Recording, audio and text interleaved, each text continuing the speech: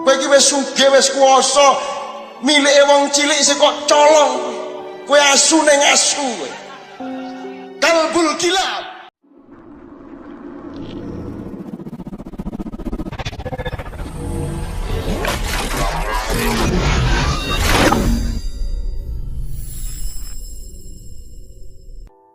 Perkenankan saya memenuhi janji dulu singkat saja mengenai Mbah Marijan sama Nyai Roro Kidul. Nyai Roro Kidul dulu, jadi memang Ustadz Ba'da tsunami itu kan 26 Desember. Gempa itu kan pernyataan Allah wa'agi dukaita. Semua orang sibuk dengan Gunung Merapi. Dan Sri Sultan sendiri menyatakan Gunung Merapi akan meletus 10 hari lagi. Sehingga semua tim SAR dan lain sebagainya dikerahkan ke daerah utara. Allah menyatakan wa'agi dukaita. Kowe rasa aran-aran, rasa bagusi. Sakarep-karepku, aku ngelek ngekei pipiling nang kowe, peringatan kepada Anda semua, kepada kamu semua. Intinya begini. Pusat gempa itu di Imogiri, Habib. Di sana ada makam Raja-Raja Mataram. Dan itu retak-retak sehingga sekarang tidak bisa kita rekreasi ke Imogiri, ke makam itu. Jadi kalau pakai istilahnya Habib Umar, itu memang era berakhirnya kekuasaan Nyai Roro Kidul. Karena kerajaan dan raja-raja yang berkoalisi dengan spiritualitas Nyai Roro Kidul itu adalah Raja-Raja Mataram. Dan ini sudah berakhir. Sudah 500 tahun sudah Mojopahit hancur. Sekarang kita harus kembali kepada zaman baru. Sekarang akan muncul Demak yang baru, kerajaan Islam yang egaliter, yang maritim. Tentu saja bukan Indonesia akan menjadi kerajaan Islam, tidak, tapi berwatak seperti itu. Karena dulu kan ceritanya Mataram itu lahirnya karena gembelengan nih rojo-rojo Islam. Sudah bagus-bagus bikin Demak, tapi kurang istiqomah, setelah itu jadi Pajang. Dan pada saat Sultan Hadiwijaya ini kurang serius juga memerintah dan tidak bisa mengatasi pertentangan antara Sunni dengan Syiah pada waktu itu. Dia bertengkar dengan Aryo Jipang atau Aryo Penangsang. Aryo Jipang itu seorang Syi'i, muridnya Sunan Kudus. Kalau Mas Karebet atau Hadiwijaya itu muridnya Sunan Kalijogo. Artinya dari zaman itu sudah ada pertentangan antara Sunni dengan Syiah dan ada pertentangan antar etnik maupun kelas, seperti yang terjadi pada Indonesia sekarang. Itu tidak bisa diatasi sampai meninggalnya Sunan Kudus dan Sunan Kalijogo. Sehingga yang terjadi kemudian adalah peralihan yang aneh dari Pajang ke Mataram. Anaknya Sultan Hadiwijaya yang namanya Pangeran Benowo tidak tahan melihat konflik politik yang multipolarisasi itu. Sehingga dia kemudian memilih untuk melakukan gerakan kultural. Beliau bikin pesantren di daerah Banjarnegara, Banyumas. Sehingga kerajaan kemudian beralih ke Mataram, loncat secara keningratan dari turunan Mojopahit Demak menuju garis yang lain sama sekali, yaitu Ki Gede Pemanahan dan Panembahan Senopati, atas strategi luar biasa dari politisi yang bernama Ki Mondoroko atau Ki Jurumartani. Nah, apa bedanya Demak, Pajang dengan Mataram? Bedanya adalah selama kerajaan Demak dan Pajang, setting atau kekuatan atau koalisi spiritualnya adalah dengan para wali. Tapi begitu Mataram berdiri, kekuatan dan wibawa para wali digantikan oleh mistik atau khayal atau bid'ah yang namanya Nyai Roro Kidul. Dan kemudian itu berlangsung meskipun coba disembuhkan oleh Sultan Agung, tapi tetap saja Nyai Roro Kidul berkuasa sebagai mitologi. Dan itu berlangsung sampai Indonesia merdeka, sampai zaman Soeharto. Tetap Nyai Roro Kidul yang menjadi acuan. Kalau dulu itu Jawa Islam, zaman Demak, zaman Mataram itu kan Jawa lah, ini lah Islam. Nah, mulai Mataram nganti Pak Harto kuwi Islam Jawa. Ya pancen wong Islam ning Jawa. Jadi Jawanya lebih dominan daripada Islam. Soeharto berakhir, kita tidak punya pedoman. Kita masuk ke reformasi dan kita tidak punya pilihan apa-apa kecuali mengembangkan nafsu yang tertahan selama 32 tahun. Akhirnya begitu reformasi terjadi, yang berlangsung adalah Soeharto melampiaskan diri. Semua menjadi Soeharto, semua menjadi koruptor. Nah, gempa kemarin menunjukkan berakhirnya era Nyai Roro Kidul. Ya tentu saja kita bukan tahu segala sesuatu, tetapi kita tetap harus punya hisab terhadap zaman. Kita harus punya muhasabah terhadap apa yang terjadi di dalam sejarah kita. Maka seluruh gerakan kayak Gambang Syafaat, Mocopat Syafaat, Kenduri Cinta, Padang Bulan, dan lain sebagainya, Paparandang Ate, Talika Asih di berbagai tempat, kita puncai dengan rokaat terakhir di Surabaya yang namanya Bang Wetan. Bang Wetan sudah berlangsung 1 kali dan seperti ini lumayan solid. Yang kedua nanti bulan Oktober tanggal 6. Bang Wetan itu memakai idiom dari wayang, karena sekarang ini lingsir wengi, pepeteng, bebendu, beboyo, memolo, memuncak sekarang ini, sehingga kita menunggu datangnya semburat merah di timur, tanda lahirnya matahari yang baru. Itu istilahnya dalam wayang Bang Wetan, abang-abang seko wetan. Wetan ini tidak harus Surabaya maksudnya, tidak harus Jawa Timur maksudnya. Wetan itu artinya wis to diapa-apake, lahire apa wae iki ning wetan. Seko wetan ku ngulon njur kiamat. Lah nek kowe sekarang yang terjadi adalah matahari lahir dari barat, terbit di barat. Maksudnya cara berpikir Anda dilahirkan oleh kebudayaan barat, oleh cara berpikir barat, oleh filosofi barat. Sedangkan Anda tahu semua ilmu pengetahuan dari kimia, kedokteran, musik, semua lahirnya di timur. Minal Masjidil Haram, minal Masjidil Aqsa, alladzi barokna haulahu linuriyahu min ayatina. Jadi kita akan kembali ke timur. Semua ilmu-ilmu barat akan belajar ke timur. Anda tahu semua pemusik barat di puncaknya mereka belajar kembali ke timur. Sting saja menjadi istimewa ketika pentas dengan pemusik Islam Turki, dengan pemusik India dan lain sebagainya. Mereka semua sekarang belajar ke timur. Apa yang dimaksud belajar ke timur? Belajar peradaban dan antropologi timur yang memang merupakan dasar peradaban dunia. Nomor 2, secara teknis belajar cara berpikir timur.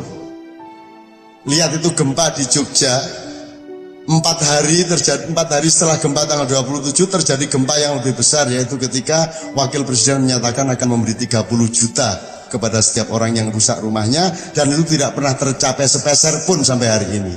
Itu gempa yang lebih besar. Orang Bantul sudah bangkit, tapi begitu mendengar 30 juta mereka berhenti.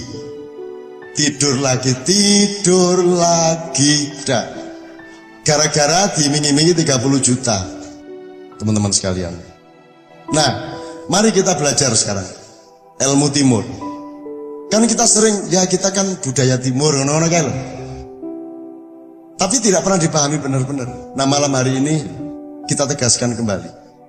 Meskipun nanti setelah Anda menguasai ilmu timur, cara berpikir timur, peradaban timur untuk sampai ke barat, ya, kalau Anda dari timur ke barat, Anda akan matang. Tapi kalau tiba-tiba Anda menjadi orang barat seperti sekarang, kesurupan, mesti mudare. Orang akan matang kalau dari timur ke barat. Wong yang sudah terlanjur di barat aja sekarang ke timur, kok Anda yang sudah enak-enak orang timur malah ke barat, malah jadi orang barat tanpa orang timur. Bagaimana Anda menjadi orang dunia? Bagaimana Anda menjadi manusia dunia kalau tidak terlebih dahulu menjadi manusia Indonesia yang matang? Bagaimana Anda menjadi manusia Indonesia yang matang kalau Anda belum menjadi orang Jawa yang matang? Kan begitu. Bagaimana Anda menjadi orang Jawa yang matang kalau Anda tidak menjadi orang Semarang yang matang dulu? Jadi ada tahapan-tahapannya, tidak tiba-tiba kesurupan seperti Habib bilang tadi. Jadi bar tsunami oke wong kesurupan, sebenarnya dari dulu kesurupan, cuman Gusti Allah melihat bahwa iki jo kesurupan, tadi orang ngerti bahwa mereka kesurupan. Layadri walayadri anahu layadri. Gandeng wonge kesurupan, ya mesti ana wong kesurupan ngerti nek dhek kesurupan. Mulane dikai tsunami, dikai tondo-tondo wong kesurupan ben kowe ngerti nek kowe iki do kesurupan kabeh. Terus dikai Inul radhiyallahu anha. Itu Gusti Allah ngandani kowe. Mergo kowe iki dendina mung nyembah bokong. Ning kowe ora sadar dikai inul ben pengeti nek kowe iki nyembah bokong. Ndase Cak Nur we regane ora 300 juta. Ya toh? Sirahe wong pinter-pinter. Muhammad Hatta sapa sing regani? Habibie dibuang. Jadi kepala dimurah-murahkan, dibuang-buang, pantat dijunjung-junjung. Itulah bangsa Indonesia. Apalagi kalau saya ulang ilmu sholat. Ya toh? Lho bokong kuwi kan penting banget untuk menunjukkan wudumu ki sah apa ora. Wong sing ngentut bokongmu sing diusui tangane karo raine. Apa sebabnya? Mergo sing merupakan kepribadianmu adalah display dari wajahmu, representasi dari wajahmu. Makanya wudu itu kan memelihara martabat. Janjane sing ngentut lak dudu dheke. Sing ngentut ora dicawiki. Dut nunjuk wudune lak sendure to. Apa sebabnya? Karena manusia terletak di wajahnya, tidak di pantatnya. Lah kok kowe iki tuku tiket dienggo dibokongi, kowe lak sak rendah-rendahe wong. Anda tidak ada gunanya sujud. Karena sujud itu menunjukkan betapa orang yang salah langkah itu pantatnya akan tertinggi tempatnya dalam hidupnya dan wajahnya akan paling rendah. Lah ngene ta nek sujud. Kiraine iki lah kowe iki wis dadi ngono kuwi. Dieleki karo Gusti Allah dengan didatangkan Inul. Jadi Inul itu bener radhiyallahu anha. Gitu teman sekalian.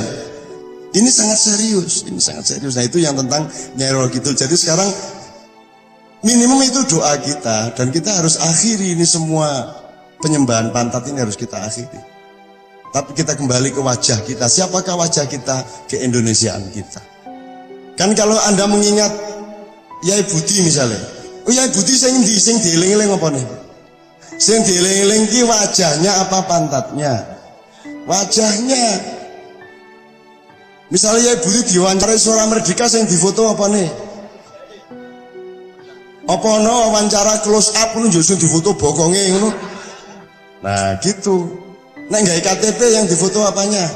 Wajahnya. Ini ilmu sederhana. Tapi orang tidak pernah paham.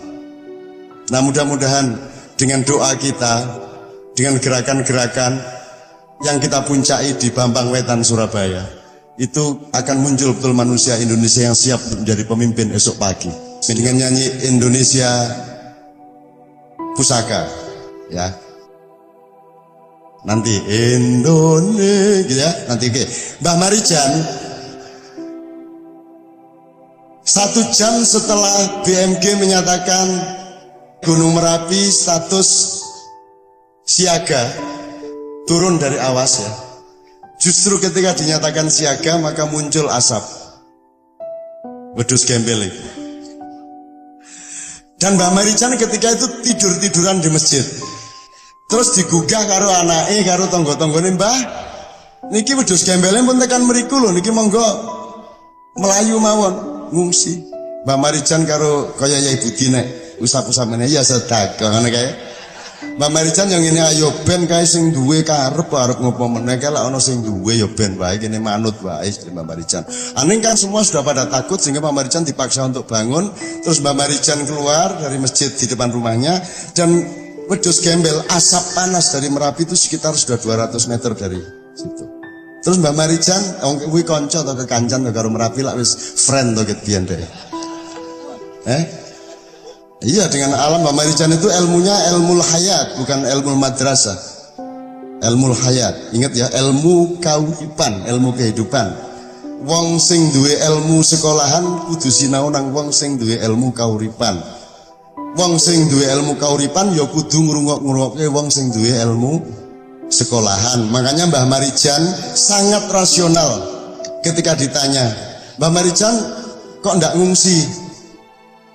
Nanti penduduk pada ngikut Mbah Marijan loh. Mbah Marijan jawab, "Kula niku mboten nglarang sinten-sinten ngungsi, kula niku malah ngelekke kono do ngungsi.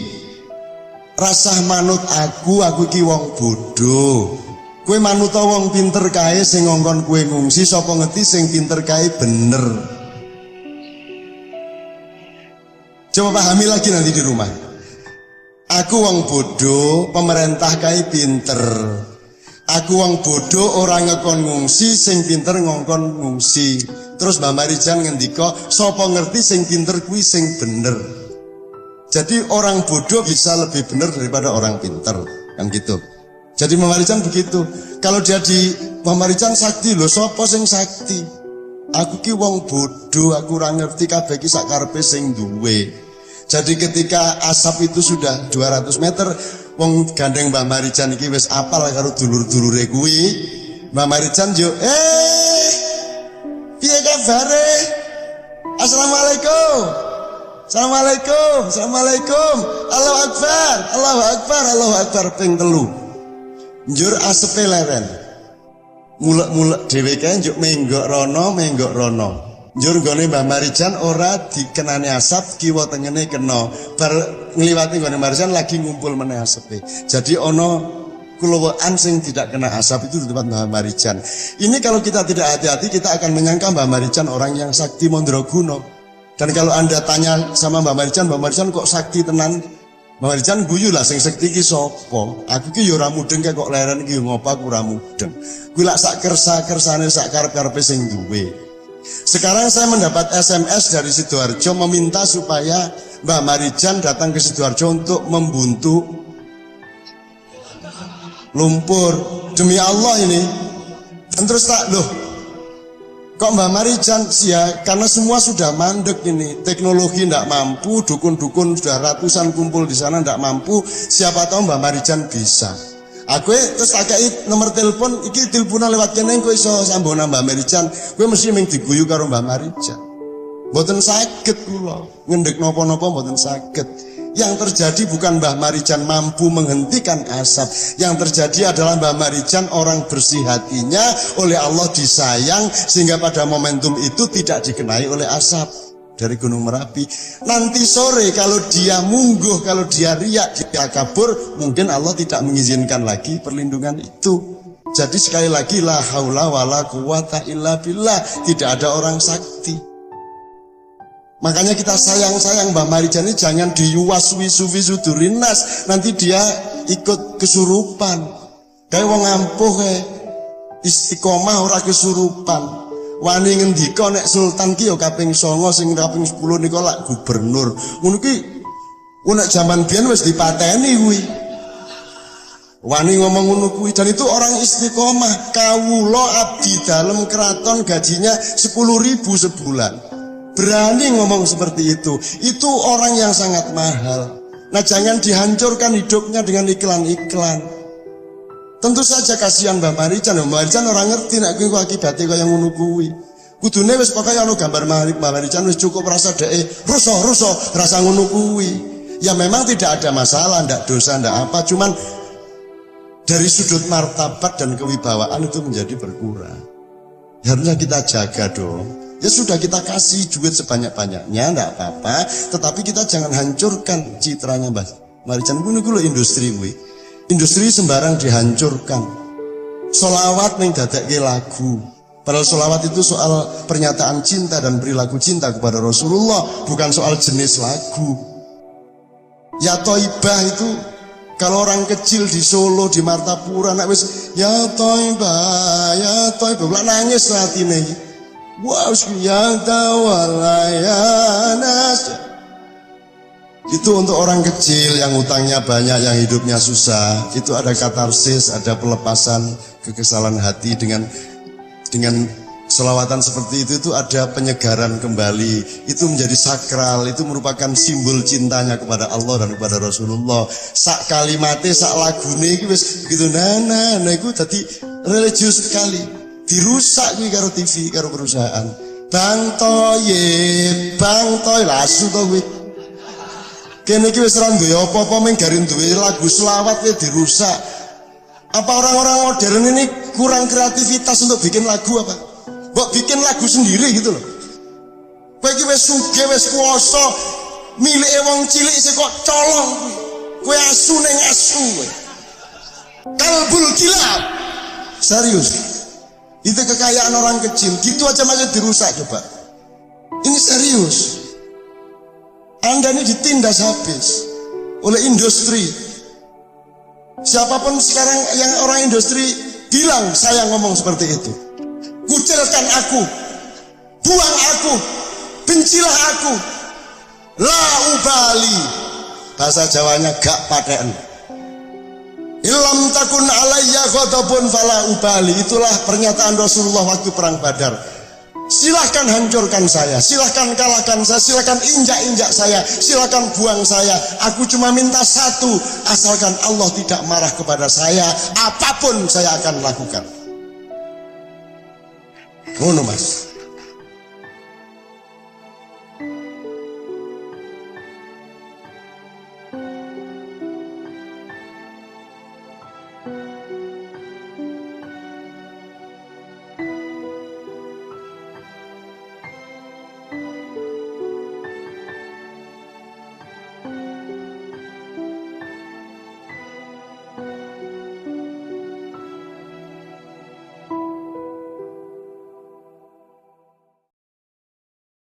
Assalamualaikum, selamat datang di Pewali Ma'iyah. Berikut ini adalah kutipan video Snow bareng tahun 2006. Dan sebatas yang dapat kami tangkap, kurang lebih berikut ini ulasan, rangkuman, atau pointernya. Pada intinya, garis besar dari video ini adalah perihal kesurupan, Nyi Roro Kidul, dan Mbah Marijan. Dan poin yang pertama adalah Mbah Nun bercerita bahwa pasca tsunami Aceh tanggal 26 Desember, kemudian terjadi gempa Jogja. Namun, inti yang Mbah Nun ingin ceritakan dari gempa Jogja ini adalah bahwa kala itu adalah tanda berakhirnya era Nyi Roro Kidul dalam tanda petik. Intinya, sejak dulu, hampir selama 500 tahun, Raja-Raja Mataram berkoalisi dengan Nyi Roro Kidul. Namun, gempa itu adalah tanda berakhirnya era Nyi Roro Kidul. Artinya, keraton sekarang sudah tidak lagi berhubungan dengan mitologi Nyi Roro Kidul. Sebenarnya panjang ceritanya. Namun, titik beratnya adalah pasca Majapahit hancur, maka kemudian berdirilah Demak. Namun sudah bagus-bagus berdiri Demak, para pemimpinnya malah gembelengan dan saling bertikai, hingga terpecah belah dan berubah menjadi Mataram.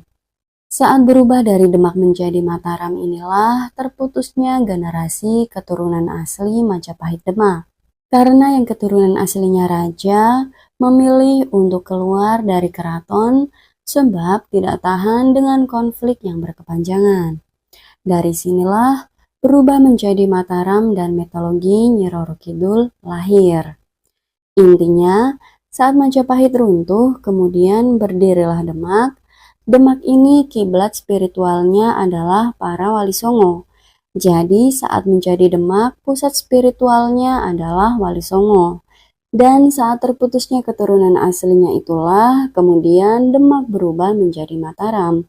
Dan saat itulah kiblat spiritual raja-raja berubah. Yang sebelumnya Demak berkiblat kepada para wali, kemudian saat menjadi Mataram berubah kiblatnya menjadi mitologi Nyi Roro Kidul. Dan meskipun sudah diluruskan kembali oleh Sunan Kalijaga, bahkan oleh Sunan Agung, akan tetapi tetap saja hayalan mitologi Nyi Roro Kidul ini terus berlangsung. Bahkan sampai Indonesia berdiri, sampai Bung Karno, sampai Pak Harto. Kurang lebih itulah awal mula orang Jawa Nusantara kesurupan mitologi Nyi Roro Kidul. Akan tetapi, Mbah Nun beroptimis bahwa gempa Jogja 2006 itu adalah tanda berakhirnya era mitologi Nyi Roro Kidul. Kemudian, poin selanjutnya, Mbah Nun menarik kepada keadaan Indonesia sekarang, di mana saat ini banyak orang-orang yang kesurupan. Kesurupan di sini, kesurupan dalam tanda petik, yang teman-teman pasti paham. Dalam tanda petiknya itu apa? Jika teman-teman menyimak video ini. Sedikit contoh yang gamblang dari Mbah Nun adalah fenomena yang sempat viral dulu saat Mbah Marijan selamat dari erupsi Merapi, atau selamat dari wedus gembel. Kala itu, saat terjadi letusan Merapi, semua yang tidak mau mengungsi hampir tidak ada yang selamat, kecuali Mbah Marijan. Saat itulah semua media dan orang-orang heboh, menyebut Mbah Marijan sakti dan sebagainya. Dan itulah sedikit contoh dari kesurupan dalam tanda kutip. Karena seharusnya orang-orang berpikir yang sakti itu Allah, dan selamatnya Mbah Marijan kala itu adalah karena perkenan Allah, bukan karena Mbah Marijan sakti. Karena menurut Mbah Nun, kalau hal itu terjadi lagi, belum tentu Mbah Marijan selamat. Intinya pada saat itu murni kebesaran Allah, bukan karena Mbah Marijan sakti. Dan terbuktikan pada erupsi selanjutnya. Kurang lebih berikut itu gambaran garis besar dari video ini, sebatas yang mampu kami tangkap. Mohon maaf dan wassalamualaikum warahmatullahi wabarakatuh.